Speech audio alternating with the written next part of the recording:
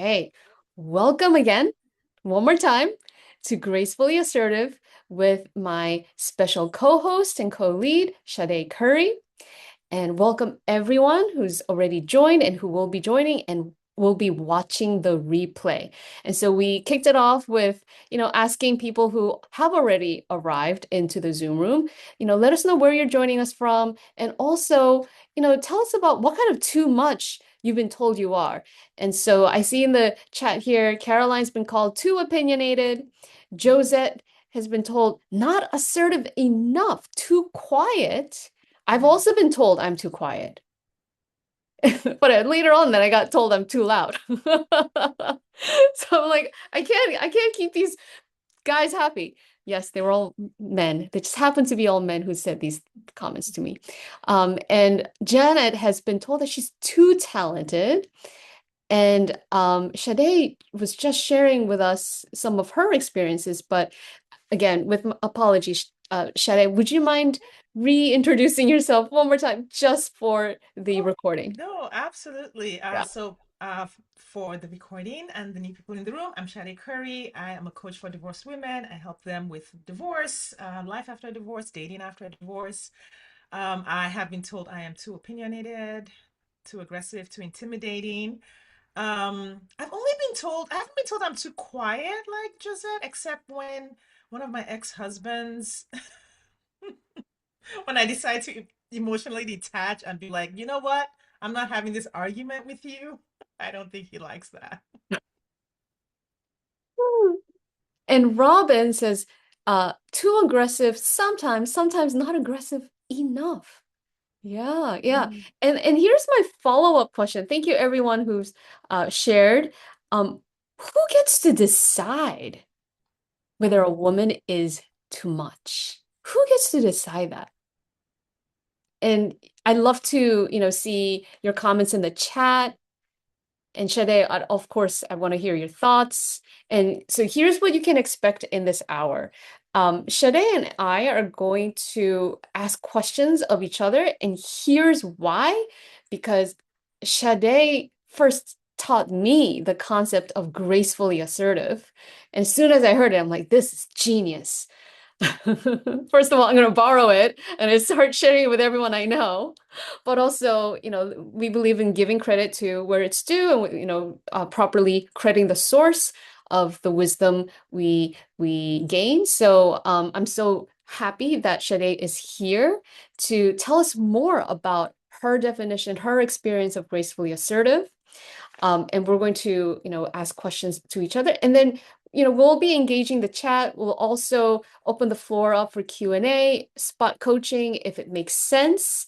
And we just want to, make this, a safe space for women who've been told they're too much or too little, too quiet, too loud, whatever. Yeah, so that we can be more grounded in our power. So Sade, with that said, first of all, would you like to comment on who gets to say whether a woman is too much? Would you like to Mm. comment on that before I ask you the questions Question. that Yeah, you I'd like to prepared? say something about Yeah. that. I think, and unfortunately, this is just the state of the planet. It's not culture specific, is that the, I mean, the fact that anyone gets to say what women are, I think, is the problem. The fact that we're literally being told who we are. And you see this in the patriarchy. So, society and men, in a sense, name what women are. You also see it play out in all of the other isms, colonialism, etc., where the power, the the I guess in the social hierarchy, whoever society considers higher in the social hierarchy Mhm. gets to tell everybody else who they are. Mm, Like even recently, I've been listening to some material on the way we treat children and the fact that parents can often feel like they have the right to tell a child who they are, but we don't. Every human is their own person and they are the only voice on who they are. Now, of course, we got to set boundaries, we've got societal rules, but who you are as a person is for you to say. But we live in a world where there are hierarchies, and I think for some reason we've all signed on to live in these hierarchies. And you're going to find that people will try to tell you who you are. And I think the fight and the work is to reclaim our own personal narrative and reclaim our autonomy. Um, it's easy. So there's some people who have just never fit in, right? And in a sense, if you've never fit in, then it can be a gift. It's a gift and a curse. It's a gift in the sense that you get to hold on to your autonomy a little bit longer than most people do. And it's a curse because there's just always friction. So those are the two sides of that coin. Yeah, thank you for sharing that. And you're in agreement with Robin, who says, I believe it's me who gets to Mm, decide whether a woman is whatever. Yeah. yes, And yes. I would add, I agree with everything that you just shared, but I also think like sometimes we think we are something, but even that is just a distortion or a convenient deletion or a Mhm. generalization, because we're like what, 7, 8 trillion cells living, somehow orchestrating this life experience. And sometimes who we think we are is based on a memory, and sometimes who we think we are is based on a perception. And the memory and perception it turns out, according to neuroscientists, is just constantly changing. Mm, And we yes, also I believe create that. it. Yeah. So yeah, so it's like, um, And sometimes we've internalized the social right. hierarchy. And so we Yes. actually do think we are what the hierarchy has told us, and we'll fight for it. We'll fight for our own limitations sometimes. Mm-hmm. Mm-hmm. Okay. Thank you for that. So for those who just joined, in the chat, I'd love for you to share where you're joining from and what kind of too much have you been told you are? Because between Sade and I, we've been told we're too quiet, too loud, too intimidating, too much, whatever, too much, whatever. Okay, so here's the question for the divorce and dating coach, which Sade is, and she's an expert in relationships. And, there is sort of like this worry that if I were to be assertive, even if it's graceful, that somehow it's gonna kill the spark. You Mm, know what I mean? Like yeah, it's yeah. gonna, it's gonna, um, and if you spell out exactly what you want, right? We talked about assertive being like you just tell them what you want cleanly and simply. If you were to do that, I mean, can it kind of kill the mystery and the sexiness and I mean, yeah, what do you think? Ooh, yeah, Yeah. that's like five questions in one. Okay, I'm gonna okay. try to I'm gonna try to go with through all the sides. So I remember I worked with this client who she had already been dating before she came to work with me. Mm-hmm. And her profile, she'd been told, you know what, just ask for what you want, Mm-hmm. and don't settle, get exactly what you want. So her profile was a list of what she wanted in a partner. And she was like, I want this. And if you're not these things, please don't message me. Mm. And so, Did anyone it, message her? well, not the right people. Okay. All the wrong people were, and that's the interesting thing about simply asking for what you want or being direct. Again, we have to establish the frame of reference first of all. So that's on one of the first things you got to do. What are these definitions? What does to direct mean? What does asking for what you want mean? So in this situation, she was asking for what she wanted, but she wasn't reading the room. She wasn't coming first of all with like an understanding of the landscape. Right. Because in some situations, what you're doing when you are too direct like that in dating is you're simply handing a man the answers to the exam. So for the manipulative man, now he just knows what to use to trick you, Mm. right? So he does not pretend to be all those things for as long as he needs to get what he wants, whatever that is. Mm. And for the men who aren't those things, but think they are, again, not effective. So there is a certain, which is why when we use the word term gracefully assertive, it's sort of like this slippery thing where it's like you gotta You got to be like a ninja to use it. The first thing you want to do is let's read the room. I'm not reading the room in terms of like I'm doing what I'm doing to please the other people.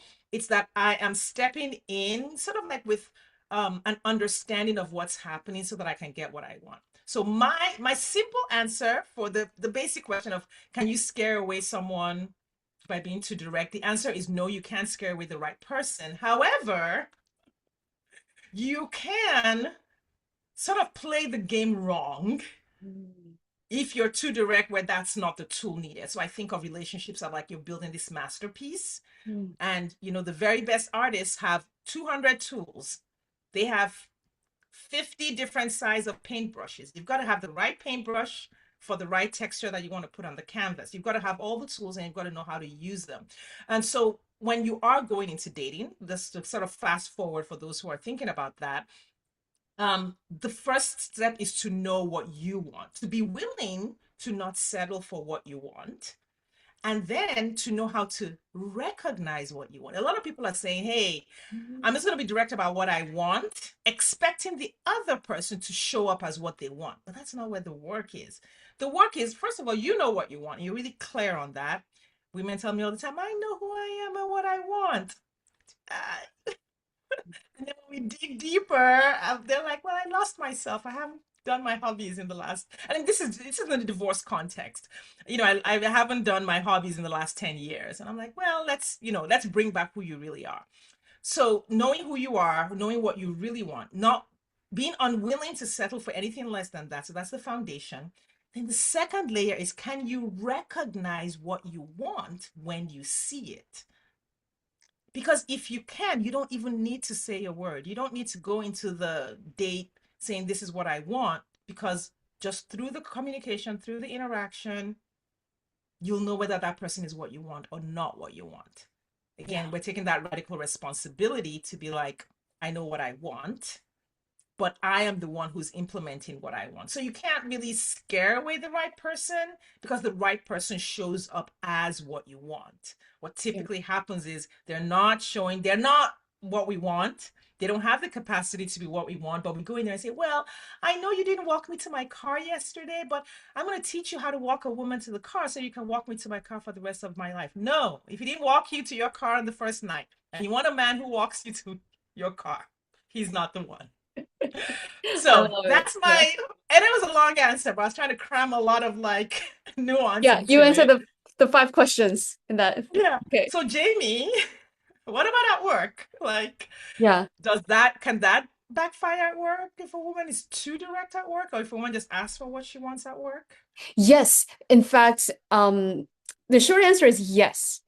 Um, and I think exactly for similar principles, right? Not the similar example, but a similar principle that you just applied, right? It's like, do you know what you want? But do you also, are you clear with yourself who you are? And do you have your own back? And I think the through line to the story that you just shared is, do you have the common language? Is there, what do they call it? Shared lingua franca, right? Shared Mhm. language. So you know that you're coming from shared understanding, common ground, right? Because if that client you just referenced, if she were able to articulate lived examples of things that she would like to see, that she would recognize as the right person, and she told a story about what she's looking to recognize instead of making this like itemized list, she could have had a different experience. And I have heard, and here's the professional corollary.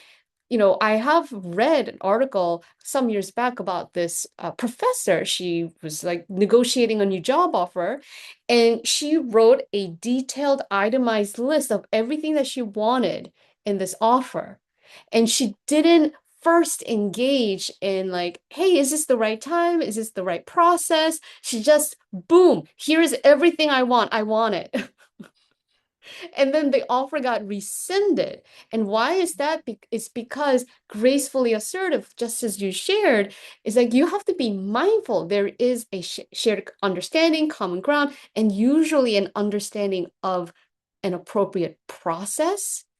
if it exists, and if not, like being willing to like co-create one, right? I think that's what makes the gracefully assertive different from too direct.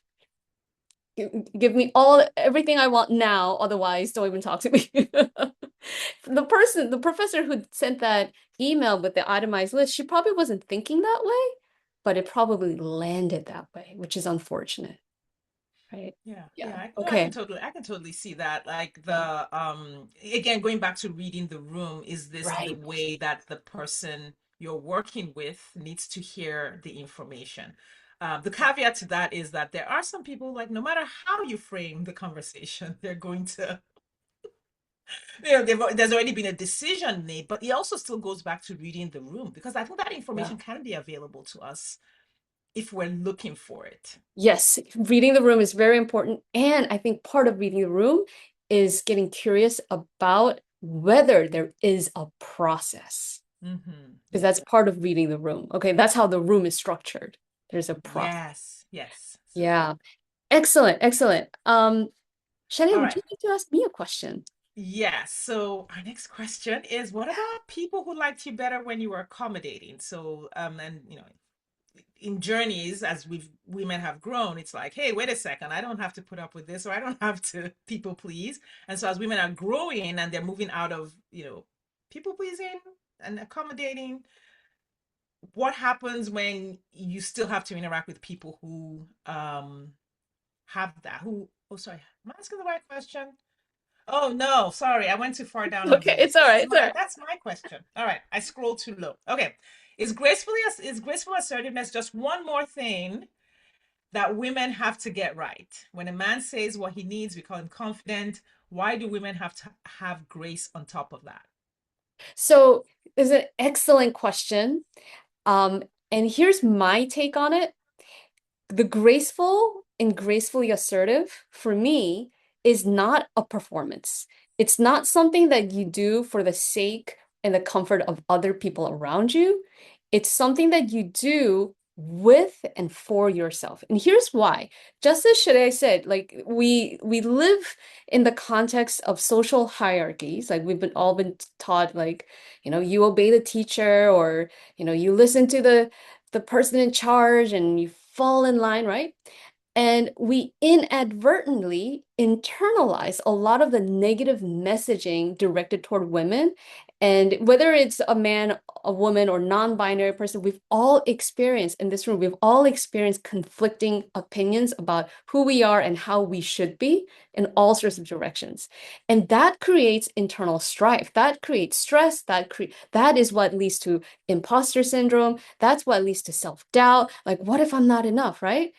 Mhm. And so, grace and gracefully assertive is number one, acknowledging all of that is happening.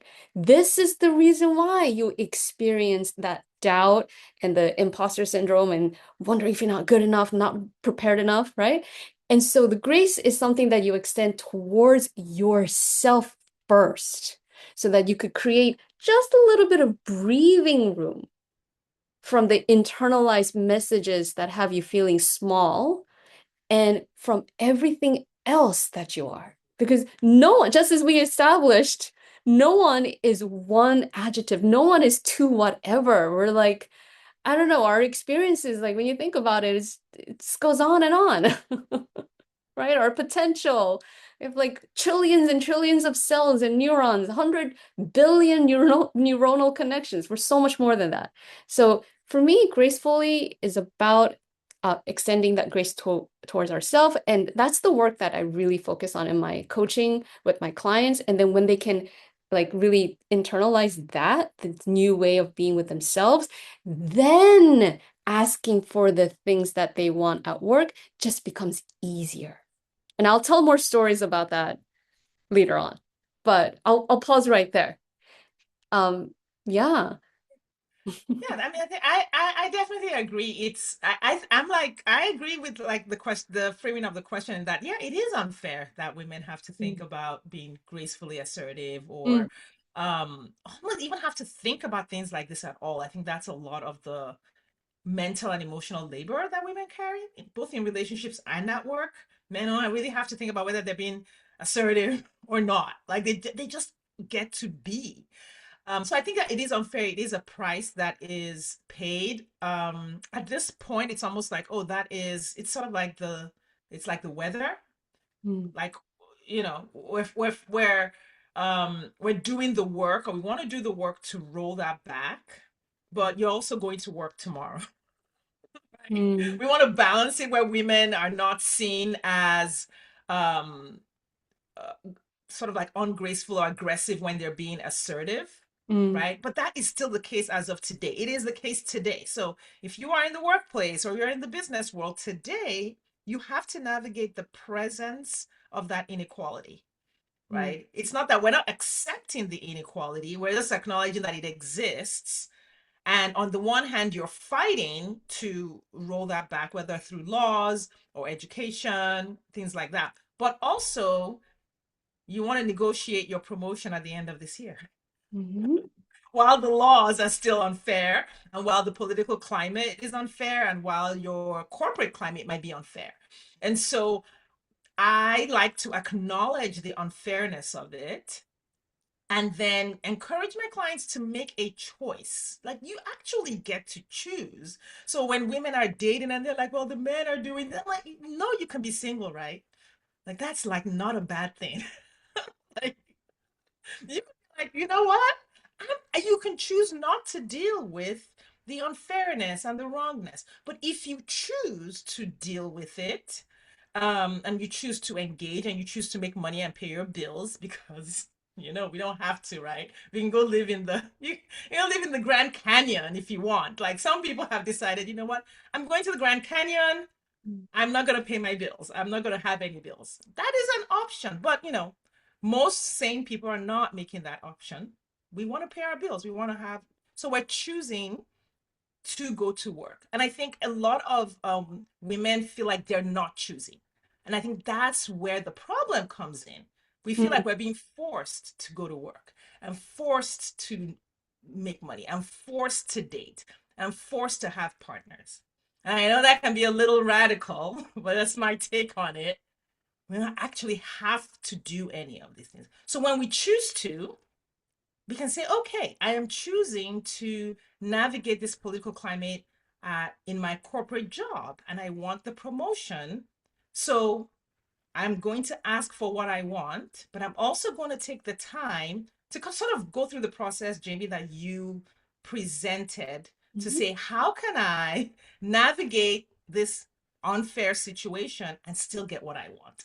And that's when you can get creative. When all the drama is gone, when you're no longer like up in arms about it in the moment, the assertiveness doesn't come with a reactivity because when you're still processing the unfairness, you're still angry about it, you haven't sort of acknowledged that, yes, it's unfair, but I want this, the reactivity comes out. And so again, I acknowledge the burden, that emotional burden that women have to face. The fact that women have to like figure out, how do I go on this date and not get murdered at the end of the date? That's a whole burden. But if Yeah. you're choosing to date, then we got to take the time out to make sure that you're going to be safe on that date. So this is why women have to add grace on top of it. I think that's my answer to that question. Thank you for that. Thank you. Um, and Sade, so this is the question I wanted to ask you, right? Yes, being gracefully assertive, making sure you're safe, choosing to navigate, knowing that the system, the structure is not always fair, it's not always right, but also, therefore, choosing to not be a doormat, right? Mhm. Choosing to not always accommodate and please other people and put yourself last, right? And so choosing to create change in how you show up, how you engage, how you relate, how you communicate with other people. That's what I'm hearing, yeah?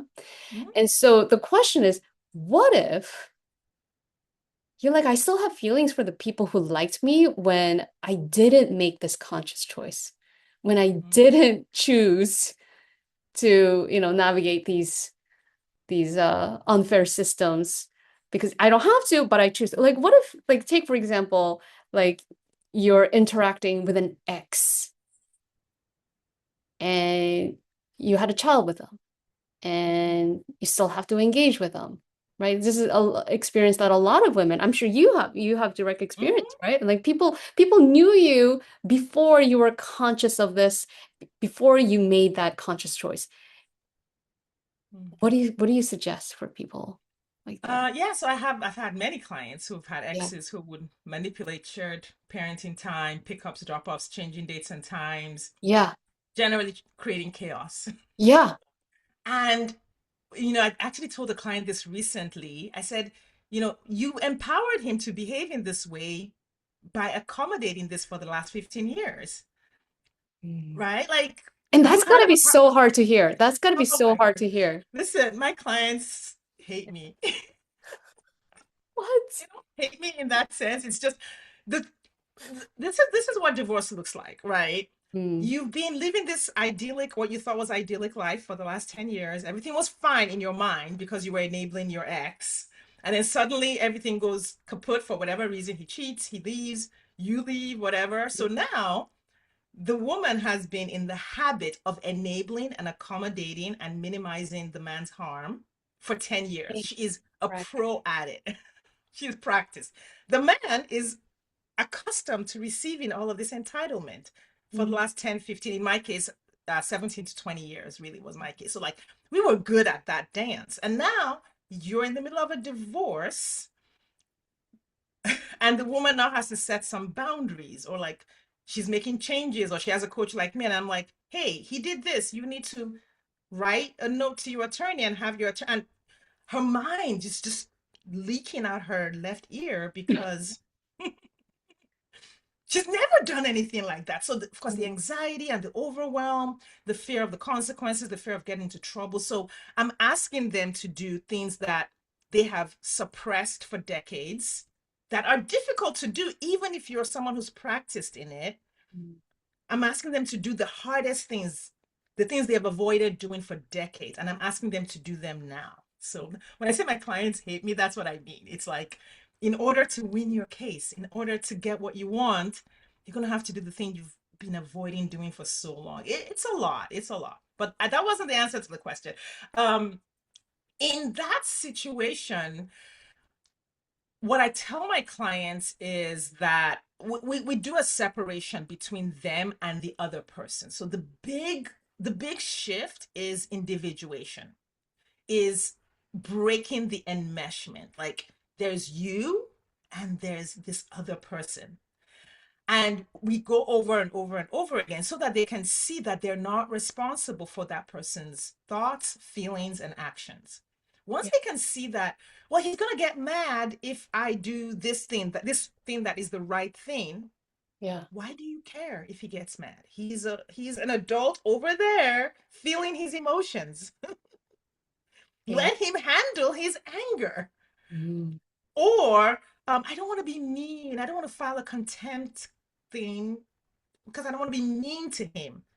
Like, is this the right thing for you? Is this the right thing for your child? So once they can create that space, or he's not cooperating, they think that they're doing something. They need to do something in a certain way to get him to cooperate. No, that's not your job. He's an adult, and you're over here trying to, get the right thing for you and your children. So the goal for like the woman in relationships is to see, and I think society we create this image of relationships as like a we, like the we is like one human being, the family is a we, there's like one human. No, there's like separate humans in there. You're just all in the same house, or you're all in the same car, or whatever. There is no actual human we. So seeing that you're different from your ex, or you're different from this person that you're dating, can really help to say, okay, I don't need to accommodate to help that other person. I can just interact with them based on my values, my discernment, what I know is right, and what I am asking for. Mhm. And toss it over the fence and let them figure out what to do with the ball when it's on their side of the fence. That's so good. That's so good. I love it. I love hearing how you coach your clients because my brain just lights up with all the different connections that I see with my clients who struggle in male-dominated workplaces. Mhm. with office politics, with feeling underappreciated. And sometimes a divorce, a professional divorce is due. And individuation, right? You are not your job. You're not your professional identity, right? I mean, but how much does our society really drill that into us? And we just assume that we are what we do, we are our job, or that particular position, or that particular friendly relationship we had with a particular coworker or boss or supervisor, whatever. And then that creates all of the similar Mhm. anxiety, hesitation to be like, no, this is for you to handle. That's not my business. That's your business. A client of mine would often say, not my circus, not my monkey. You know, when she's like, that's not my job. That's not my responsibility. That's not my business. And we Mhm. start with um, you know, trying to control other people's emotions, trying to Yeah. control or prevent other people's disappointments or frustrations. That's not our job. That's not our responsibility. That's not our business. Yeah. Yeah. Even for the people that we love, even if you have a boss that's amazing, or a Right. partner that's amazing, or a child that's amazing, it's still there's a separation between the two. And Yeah. Jimmy, you mentioned boundaries. Mm-hmm. So when does setting a boundary turn into controlling people, or or just like a fancy way to get one's way or to control the outcome? How do you tell them apart? There is a difference because setting a boundary, the way I've learned the concept, and Shadi, I'm sure you're familiar with this as well, is like if something happens, then I will do X, Mm-hmm. right? If a partner or a professional colleague harms me, I will go to the police.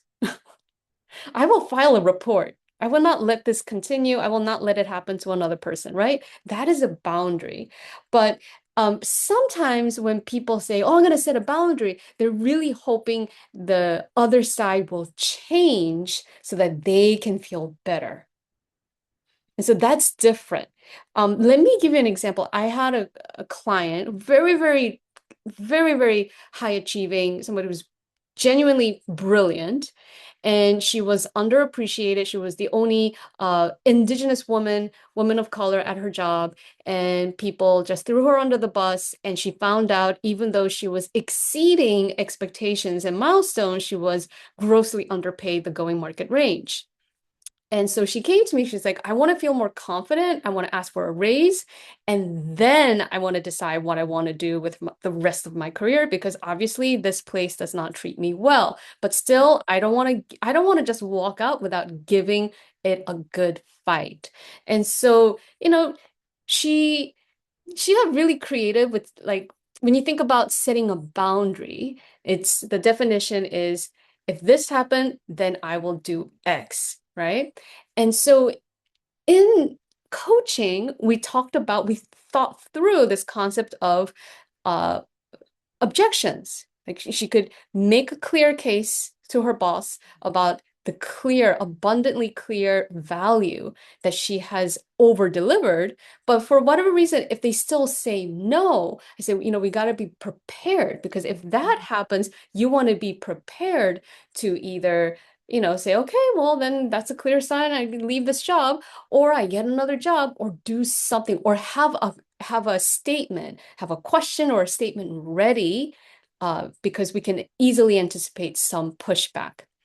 And she got so creative with this, Sade. Like I've never seen anyone. And in fact, she and I recorded a podcast interview about this. So if people want to check that out, it's Grace's podcast interview with me. And what she did was she went to her boss. She went to the CEO, and she tasked him. She said, I want you to go find out what is the maximum amount that you can award in terms of a raise. So she gave him a task to do, and then he came back and he said, "Oh, we can do 20%." She's like, "Great, that's what I want." Right? I So love it. so this is kind of like on the borderline here because somebody will be like, well, didn't she just manipulate? No, she made a request. She got the data, and based on the data, she made a decision. right? So I hope that answers the question. Yes, it does. And I love your Yeah. client's story. And the fact that it felt to other people Mm, like she was manipulating. Interestingly, another thing that women will hear is that we're manipulative mm, when we, get what we want, or we're working towards getting what we want, mm. is that she asked for what she wanted. Mhm. The CEO didn't have to go and find the No, he answers could have to said you no. present. Right. And that I was gonna show that was actually the proof that your what you taught her about boundaries worked. Right. Was that she made she like, I'm coming in, this is what I'm asking, this is what I'm asking you to do, this is what I'm asking you to come back with, Mhm, and step back and let the other person then do their own thing and be their own person and come back. And in this case, when there's good faith, it ends up working. When there's good faith and the person is asking directly and the other person is willing, it works. And yes, I 100% agree with you that boundaries do get used. I think it's mostly out of confusion. People do use them, they call rules. They set a rule for the mm, other person, and then they think that that's a boundary, but that's not what a boundary is. A boundary is, I like to think of it in terms of, when I teach my clients, I think about it in terms of a wall around, a fence around your home. Your mm, doors and windows are all boundaries. So your house exists and you have doors and windows, and a person can come up to your door, a neighbor can come up to your door and knock and wait to be let in, mhm, or a burglar can come up to your door and break it in and come in. So mm, your boundary doesn't keep people out or keep people from behaving as themselves. mm, Your boundary just indicates what you will do based on the people's behavior. The boundary says, hey, when you have your door and you have a lock and you have a peephole, the message is, please knock. I will look through the peephole and I will let you in if I want to. yes. Yes. Right? And so appropriate people will do that, and then you can look through the people and say yes or no. But that doesn't mean that there aren't burglars out there. Mm, There are some people who will still get the message of the boundary, or see the boundary, hear about the boundary, and break it. mm, And again, like you said, what the difference is: when the burglar breaks down the door, you call the police. mhm. When your neighbor knocks on the door, coming for tea, you let them in. When your enemy knocks on the door, whoever that is, and you see them through the peephole, you Yeah. walk away like you never saw them. The, Right. the difference in those three situations is really what you choose to do when the other person behaves the way they behave. Right, right. And for the right people who are knocking on the door, it's an opportunity for them to show that they're showing up with decorum, with the right intention, right? Yeah. Excellent. Okay, so here's a spicy question for Sade. Okay. What about there are some people, and sometimes they're women, sometimes they're non-binary, sometimes they're a man, who genuinely is too much. Mhm. They're really like beyond the decorum that we just addressed, knowing when to knock on the door, they don't knock. They just Mm, they just push themselves, they just shove themselves in through the door, mhm, right? But they're not quite a burglar, but they're like, they just they're reactive, they're mm, unfair. Does this idea risk telling every woman that she's right? Even mhm. when she's just like, shouldering her way in through the door. You know what I mean? Yeah. Like, yeah. What do you Okay, think so about that? I my this is my take. My Yeah. take is that, yes, I believe in teaching every woman that she the words, I wouldn't use the word right, but I would say she needs to be her own unconditional self champion. Mm-hmm. So if that woman was in front of me, Mm, I would tell her, you need to back yourself up 100% of the way, no matter what, 100% of the time throughout, for the rest of your life. Right? So mm, I would say, you are always in a sense, correct in the way that you are behaving, because there are reasons why that person is behaving the way she's behaving. Either it might be socialization, it might be Mm. an unsafe situation, it might be her societal conditioning, it might be her culture. Like there are all kinds of things that make a That's a person. really great response because as soon as you said that, I could like think of a Korean auntie who she would just like come in my house and she would like start, doing things and it would just be culturally right for her. Okay, I'm sorry, I interrupted you. Go ahead. No, Yeah, absolutely. yeah. That's a great example. That's a Yeah, great yeah. example. It's always the human is always correct, in my opinion. Well, Mm. women. I work with women, Hmm. so I'm biased. I don't Hmm. think I would tell a man that you're always correct. Probably not. I'm just, so sue me. But with women, Okay. these are my people. These are like, and the truth is the human is always correct. So even when Right. men behave in the way they behave, the rule applies. They've been conditioned a certain way, educated a certain way culturally. It is true, but I'm And in biased. their own mind, there is some element of some reason it's correct. Yes. So Okay. that would be the first thing, is to allow the person to have compassion for themselves and to have self championing, the permission to self champion. Hmm. And then the second question that is helpful is to say, then, are you getting the results that you want?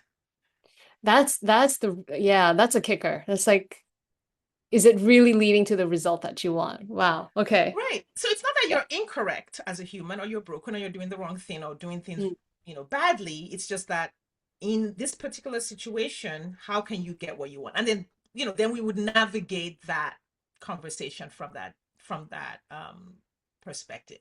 Now in the workplace, Hmm. like, and I know, like, you have like a more sort of like a more stricter, more structure when Hmm. you're talking to people who might be, pushy, reactive, unfair, the hostile boss themselves. How do you handle that in that Okay, context? I don't know if this is going to directly answer your question, but this I had a conversation with somebody who felt that she was underpaid, underappreciated, and she was writing emails to her boss, and the emails were being ignored in Mm-hmm. her own words, and they kept getting ignored. I'm like, okay, how are you right? What are you saying in this email? She's like, well, we need this, we need that, we need this for the operation. So in her mind, she's correct because she's just stating the the observed conclusion, right? We need X, Y, and Z resources to make things happen. But from management perspective, it could seem like she's just reporting problems, right? Mm-hmm. And I asked her, I'm like, okay, but when I'm thinking about the kind of requests that you have in terms of changing your compensation structure and resourcing your team, these are management level decisions. And in order for you to influence management level decisions, you may need to consider joining management so that you could have a seat at the table, have power, and influence their decision making. She's like, no, no. I'm like, okay, well then I don't know. This is gonna be tough. So you could either stay in your job and let it be what it is, or you get another job, get another offer. She's like, okay. So again, I'm thinking about your question, like what if somebody Yeah, is like in really the workplace, but I think that yeah, did answer it, in the sense that she was correct as a right. person to She didn't ask, like the because she was result. advocating for her team and Yeah, resources. However, she needed to change her approach to right, getting what she wanted, or leave, right. in a sense, or there's any number of options. I believe in three to Exactly. five options all the time. Yeah, exactly. Like because she didn't like the result, I'm like, okay, here's a way, but you're gonna have to change who you are, right? You're gonna have to elevate yourself. You're gonna have to get promoted, go into management. And she's like, no, I don't want that. Okay, well then it's okay. Yeah. You can keep having the same result. There's nothing wrong Yeah. with it. Yeah. Well, and then there, and again, I'm sure, like, as you worked with her, there were like Yeah, multiple options. Okay, let's change the structure of the email, or let's right, bring people into the room, or things right. like that. But yeah, there's a separation between the person and Mhm. the result. And I think we almost sometimes take our value from the results that we're getting, but as humans, we are 100% valuable all the time. Yes, yes, excellent. I'm mindful of the time, and I want to hear from the audience, people who are joined us live. Thank you for joining us live. And here's a question for you. So we've sort of, went back and forth defining, clarifying gracefully assertive. We really like kind of stress tested the idea in this conversation. So when is it appropriate? When is it right to just throw out the gracefully? Just be assertive, right? No apologies, no being nice or trying to suss out the detail and the process and reading the room. When is it really appropriate? Just be blunt, messy, and angry if you have to be. Yeah, and I'd love to hear your thoughts. You could share it in the chat. Yeah, okay. Janet raised her hand, so I'm going to ask you to unmute yourself and share with us. Yeah. What are your thoughts? So you just caught up on the news that I quit my job a year ago. I Yes, I did did. that by doing what you just described as setting a boundary. Tell me what you think about this. I said to my boss, if you don't take the fake vacation day off my time log, Hmm. I will quit. Okay. And he said, so quit. And I did. Okay. And what was that like for you? Because you're like, please don't have inaccurate, misleading information on company documents that misrepresent how I spend my time, right? That's in essence what you're saying. And so what was That's that pretty like much for what you? happened. That's pretty much what happened. Yeah. Okay. Well, congratulations. I think All you're in right. order. So we drop the gracefully when people are misrepresent. They're pretty much lying in the documents, right? Yeah. Yeah, we don't tolerate that. Yeah. Thank you for What happened sharing. was he charged me a vacation day for a day that he just felt like I wasn't working.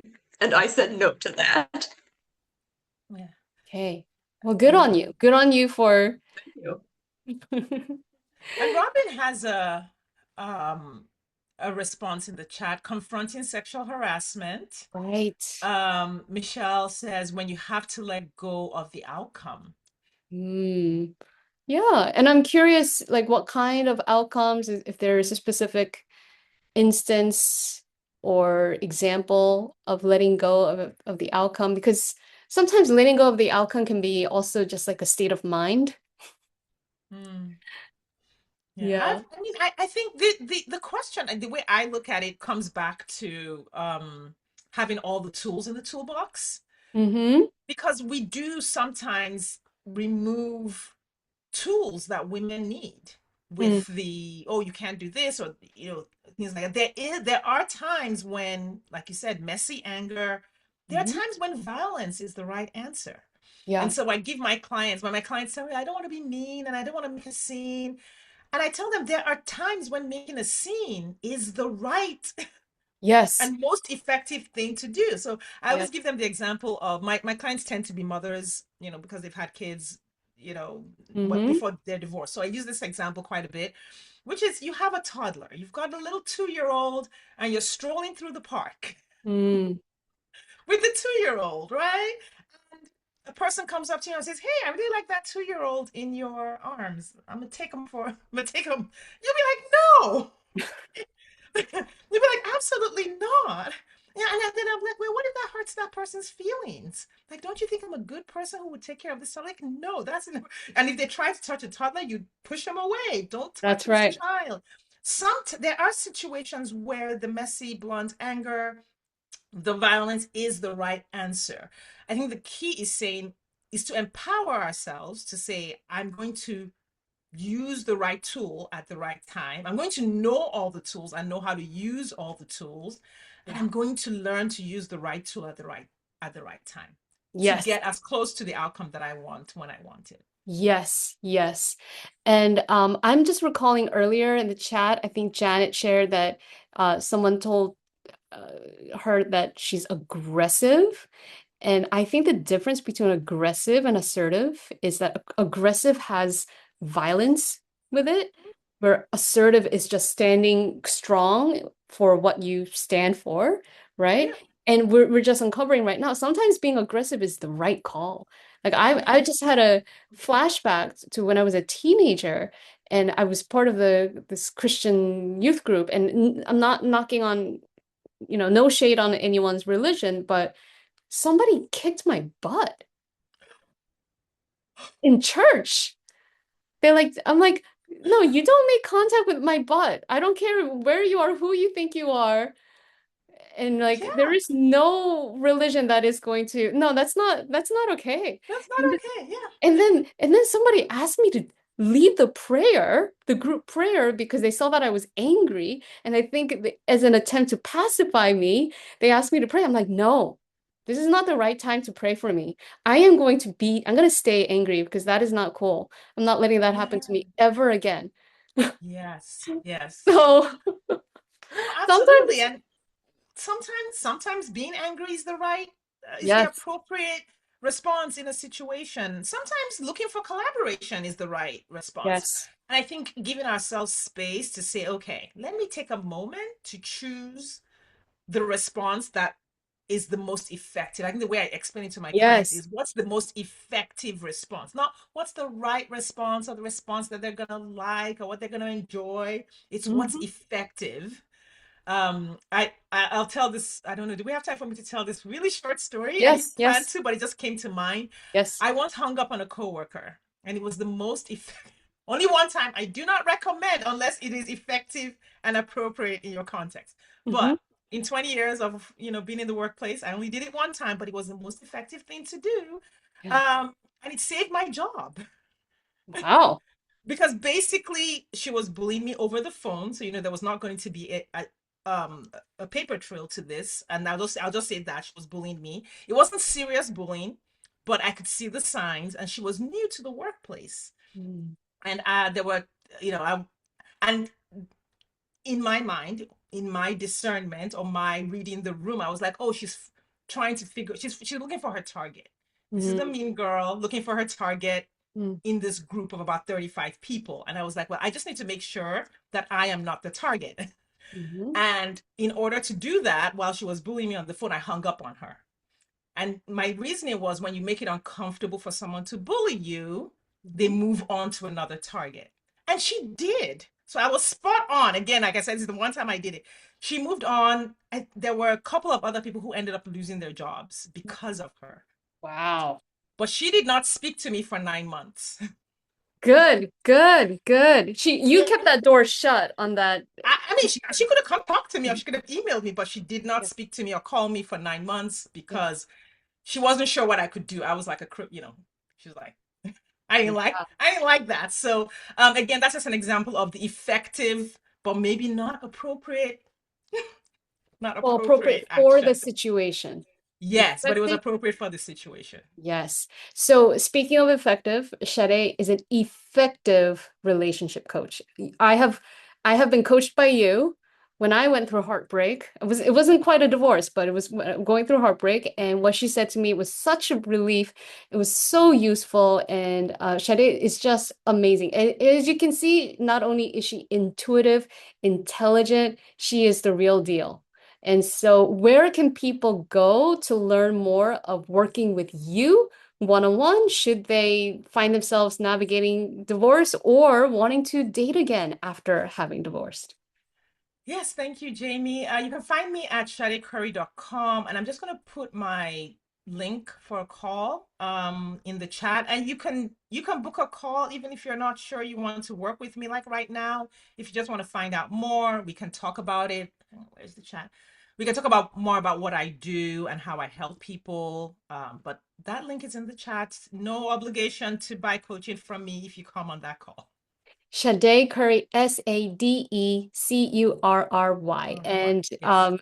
I think mostly everyone here knows me as well, but I'm an executive coach for smart women who don't like office politics, and I help them get promoted and better paid. And I love the gracefully assertive framework, and I help my clients bring it to life when appropriate, and then be Yes. assertive when effective, and be aggressive and be angry when it's the right thing to do.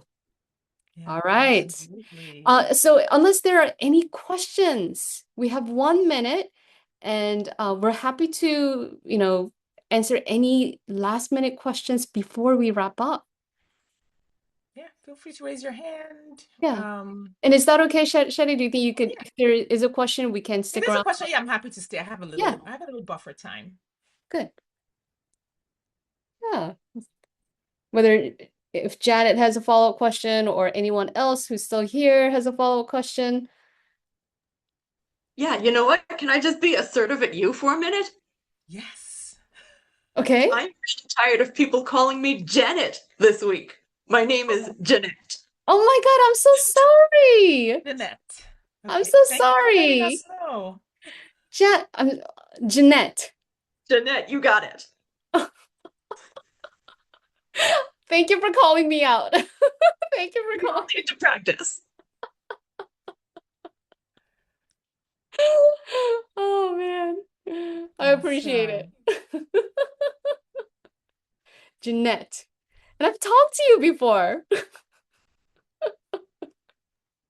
Oh, Okay, so you have to Jeanette, you have to promise to forgive me. well, I see that you're trying, so yes. That's awesome. All right. We're all forgiving here, but Jeanette. All right. Well, thank you, everyone. Thanks everyone for joining. It was a pleasure to be in here. Such a fun conversation. Yes. Thank you. Bye.